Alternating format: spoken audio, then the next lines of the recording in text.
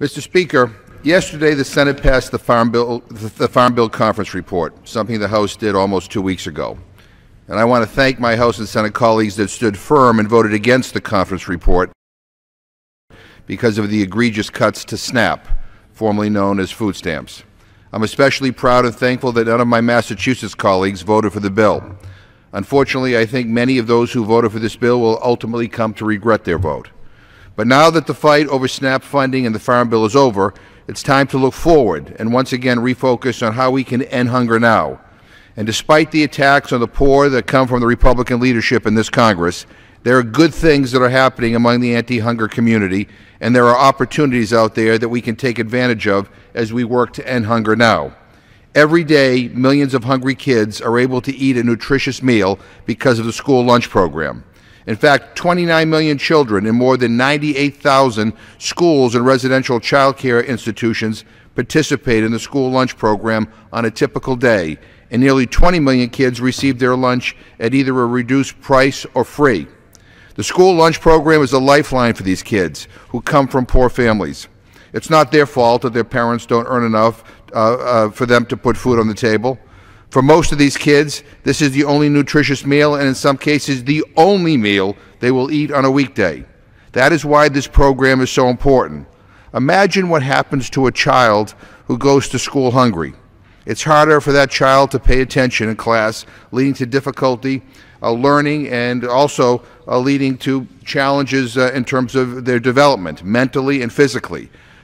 Kids who go without food are literally at a disadvantage to those who are eating healthy meals. They are starting from a much worse position, and it's because America decides not to help. But that is changing. Participation in the school lunch program is strong, and the good news is that participation in the school breakfast program is rising. And I want to highlight a recent report from the Food Research and Action Center, or FRAC, as they're commonly known. FRAC reports that 311,000 more kids receive school breakfast than the previous year. We all know how important breakfast is. Our parents all told us to eat healthy breakfast so we can learn and grow. And I tell my kids the same thing every day, even though they don't always pay attention.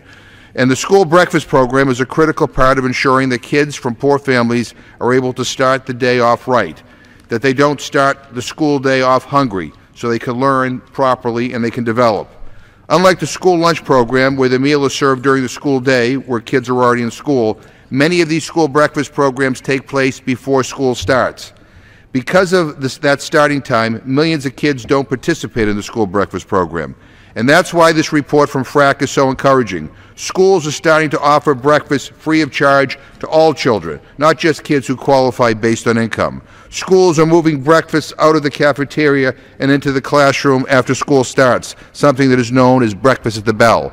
And I'm pleased that a new federal program called Community Eligibility, a program in 7 states that allows high-poverty schools to provide free breakfast and lunch to all students without the need for an application, is increasing daily breakfast participation.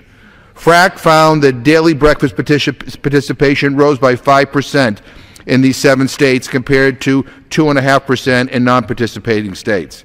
We can do better, but this is encouraging. Kids who eat healthy, nutritious meals do better in school and have fewer health problems as they grow up. School meals are a critical part of ensuring that kids eat properly, and school breakfasts are a big part of the equation. FRAC found that if all states increase participation so they reach 70 poor kids with breakfast for every 100 that ate lunch, 3.8 million children would have been added to the breakfast program, and states would have received more than $964 million in added federal nutrition funding in 2012 and 2013. We should be proud of the work that USDA and states and localities are doing to increase breakfast participation. And as we move towards a reauthorization of the Child Nutrition Act, we must remember these important programs and build on them. We must do everything we can to end hunger now, and improving on the school breakfast program is just one way to do it. All of us, Mr. Speaker, both Democrats and Republicans, need to step it up in our battle to end hunger. We should all be ashamed that so many in our country, including millions of our children, go hungry. And sadly, Mr. Speaker, many of the actions that have been taken by this Congress have made hunger worse in this country. We are the richest country in the history of the world. Surely we can do better. Surely we can end hunger now. Thank you, Mr. Speaker, and I yield